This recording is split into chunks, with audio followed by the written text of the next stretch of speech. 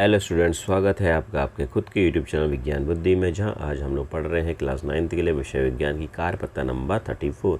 Topic चल रहा है हमारा नया चैप्टर गति, जहां पढ़ेंगे दूरी, विस्थापन और चाल। चलो जी स्टार्ट करते हैं। जब कोई वस्तु अन्य वस्तुओं की तुलना में समय के साथ अपना स्थान बदलती है तो वस्तु की इस अवस्था को गति कहते हैं। गति का मतलब चलना। जब कोई चीज़ चल रही है तो वह गति कहलाती है। यह वस्तु की स्थिति में समय के साथ परिवर्तन गति कहलाती है। भौतिक विज्ञान में वस्तु की मेनली मुख्यतः दो स्थितियां होती हैं, एक स्थिर अवस्था और एक गतिशील अवस्था। स्थिर मतलब विराम अवस्था जहां पर कोई चीज़ रुकी हुई है, और एक गतिशील अवस्था मतलब जो चीज़ चल रही है। स्थिर का मतलब जैसे एक मकान हमेशा स्थिर रहता है, एक पेड़ हमेशा स्थिर रहता है, एक बिजली का पोल हमेशा स्थिर रहता है। गतिमान जब कोई चीज़ चल रही हो। जब कोई वस्तु किसी स्थिर वस्तु की तुलना में समय के साथ अपना स्थान नहीं बदलती है तो वो स्थिर कहलाती है। तो ये स्थिर रहने की परिभाषा जो पेपर में पूछी जाएगी कि जब कोई वस्तु किसी स्थिर वस्तु की तुलना में, मतलब एक मकान है, इस मकान की तुलना में एक पेड़ स्थिर है तो ये पेड़ क्या कहलाएगा? स्थिर कहलाएगा। इस मकान की तुलना में एक कार चल रही है तो वो क्या कहलाएगी? गति कहलाएगी। क्लियर? अच्छा जी। जब कोई वस्तु किसी स्थिर वस्तु की तुलना में अपना स्थान बदलती है तो वो गतिशील वस्तु कहलाती है, जैसे चलना, चलती कार आदि। अच्छा, गतियाँ मुख्यतः 3 प्रकार की होती है। ये क्लास 8th का ही पार्ट भी है, जैसे सरल रेखीय गति, दोलन आवर्त गति और घूर्णन या वृत्तीय गति। सरल रेखीय गति क्या है? जो भी सीधी रोड में कोई भी गाड़ी चल रही है, आदमी चल रहा है, बाइक चल रही है, उसे सरल रेखीय गति कहते हैं। घूर्णन या वृत्तीय गति, जैसे पंखा गोल गोल घूमता रहता है, मतलब अपनी जगह से स्टार्ट होकर दोबारा से वहीं आ जाता है, इसको हम क्या बोलते हैं? घूर्णन गति या वृत्तीय गति। या कोई एथलीट एक पार्क के चारों ओर घूम रहा है, उसे भी हम क्या बोलते हैं? घूर्णन गति या वृत्तीय गति। अच्छा, अब दोलन गति या आवर्त गति क्या है? आप सबको पता है कि एक घड़ी होती है जिसमें वह घड़ी अपने मीन पोजीशन ए से एक बार बी की तरफ बाएं जाएगी, फिर बाएं से होते हुए फिर वो कहाँ जाएगी? दाएं जाएगी, सी की तरफ।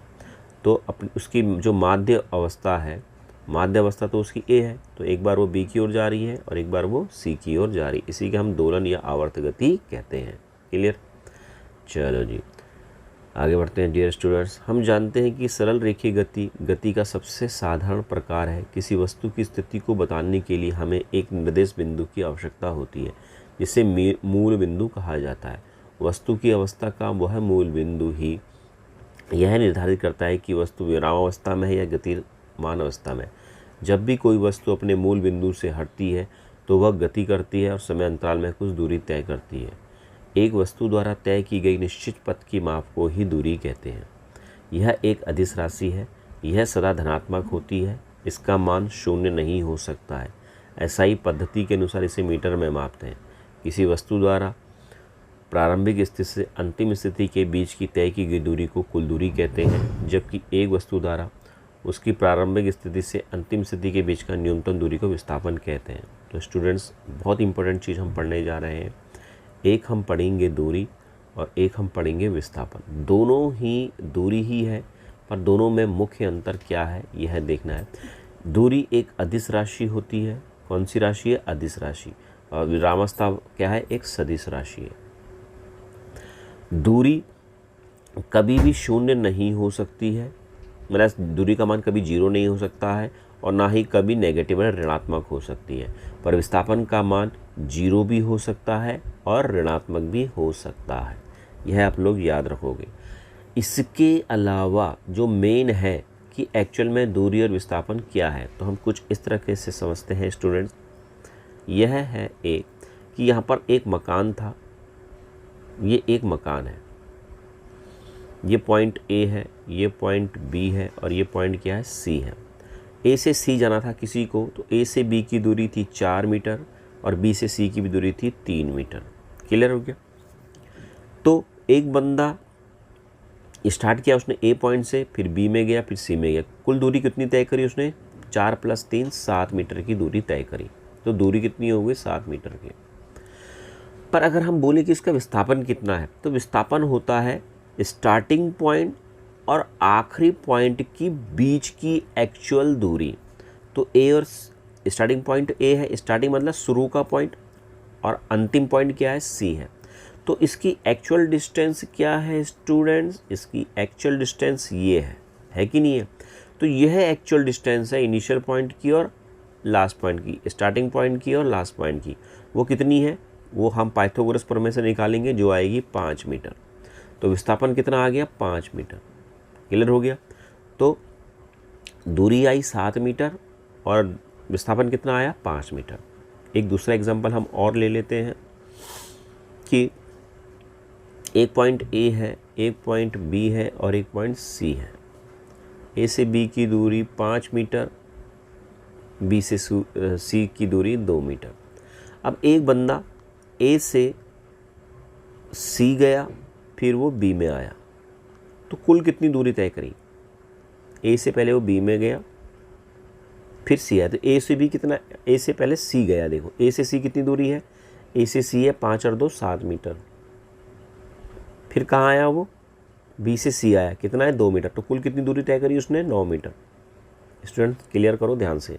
ए से सी कितना हो गया, देखो ए से सी 5 + 2 7 मीटर। फिर सी से कहाँ आया, वो बी आया है, तो सी से बी कितना हो गया, 2 मीटर हो गया। क्लियर हो गया। अच्छा जी, अब ये तो होगी दूरी, ये तो क्या हो गई दूरी। अब हमें क्या निकालना है, विस्थापन। विस्थापन क्या होता है, इनिशियल पॉइंट, स्टार्टिंग का पॉइंट और लास्ट का पॉइंट। लास्ट का पॉइंट क्या है, बी है।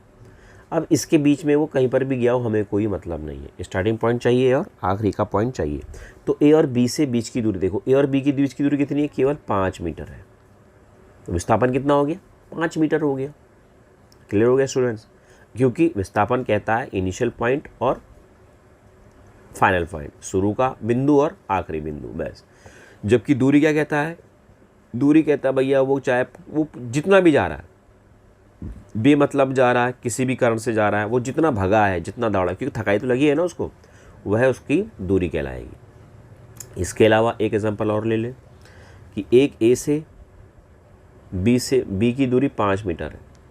अब एक बंदा पहले ए से बी गया, फिर बी से कहाँ गया, सी गया, सॉरी बी से भी दोबारा से ए आ गया।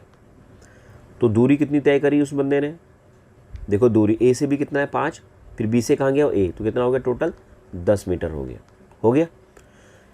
पर विस्थापन कितना होगा बच्चों, कोई बता सकता है। विस्थापन देखना है स्टार्टिंग बिंदु, स्टार्टिंग बिंदु शुरू का बिंदु क्या है, ए है, और लास्ट का बिंदु भी क्या है, ए है। मतलब गया वो, निकला वो ए से था और पहुंचा ए पर है। तो ए से ए की दूरी क्या है, ए से ए की दूरी कितनी हुई, 0 मीटर गया। बस ये दूरी विस्थापन हो गया। क्लियर हो गया स्टूडेंट्स। चलो जी, अब चल रहे हैं, अच्छा अब हम चल रहे हैं चाल में, कि चाल क्या होती है। सबको पता है कि चाल बराबर दूरी बट्टा समय होता है, ये सबको पता है। क्लियर हो गया। और चाल की जो एसआई मात्रक होता है, एसआई जो मात्रक होता है, देखो एसआई मात्रक जरूर पूछा जाएगा इस बार, ध्यान देना, मीटर पर सेकंड। सेकंड को एस से लिखते हैं, मीटर को एम से लिखते हैं, मीटर पर सेकंड। और यह भी एक अदिश राशि होती है। कौन सी राशि है, अदिश राशि है। चाल बराबर दूरी बट्टा समय। इसके अलावा एक होता है क्या स्टूडेंट्स, औसत चाल। औसत चाल का मतलब होता है कि कुल दूरी, कितनी बार भी कुल दूरी बट्टा कुल समय, कुल दूरी बट्टा कुल समय। बस किसी भी चाल को हम लोग v से लिखते हैं, दूरी को हम s से लिखते हैं और टाइम को हम t से लिखते हैं। अच्छा जी, और चाल के लिए जो ग्राफ बनता है, आपसे बोलेगा भैया चाल के लिए क्या, चाल के लिए ग्राफ का नाम क्या होता है, चाल के लिए ग्राफ का नाम बताओ भैया, ग्राफ का नाम बताओ। तो हमेशा क्या ग्राफ का नाम आएगा, दूरी समय ग्राफ, दूरी समय ग्राफ। क्योंकि चाल का सूत्र क्या है, दूरी बट्टा समय, तो दूरी समय ग्राफ ही नाम आएगा। इसके अलावा जो गति होती है वो 2 प्रकार की होती है। एक होती है एक समान गति और एक होती असमान गति। एक समान गति में ग्राफ हमेशा सीधी रेखा होगा और असमान गति में ग्राफ हमेशा कर्व होगा। बस आपसे ये पूछा जाएगा कि बताओ भैया एक समान गति में ग्राफ कैसा है, तो आप क्या बोलोगे, सीधी रेखा। 1 नंबर का क्वेश्चन है, पेपर में आना ही आना, ध्यान देना। बोलेगा असमान गति के अंदर ग्राफ कैसा आएगा, तो कैसा है, एक कर्व। कर्व को हिंदी में बोलते हैं वक्र, है ना, ये ऐसे गोल सा घूमेगा तो वक्र बोलते हैं। पूछा जाएगा स्टूडेंट, ध्यान रखना। इसके अलावा एक ग्राफ का नाम देगा ऐसे, यहाँ पर है दूरी, यहाँ पर है समय, और ये एक लाइन बना के छोड़ देगा। कह रहा है इसमें गति हो रही है या नहीं हो रही है, गति हो रही है या नहीं हो रही है। देखो समय के साथ ये समय है, दूरी, समय के साथ दूरी, समय के साथ दूरी, देखो दूरी तो उतनी ही है, खाली समय बढ़ रहा है, दूरी तो बढ़ ही नहीं रही है।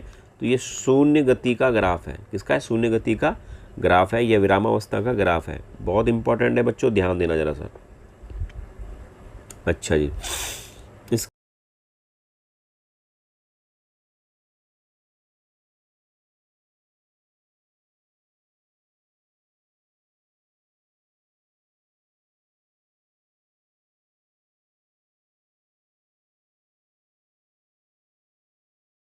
इसके अलावा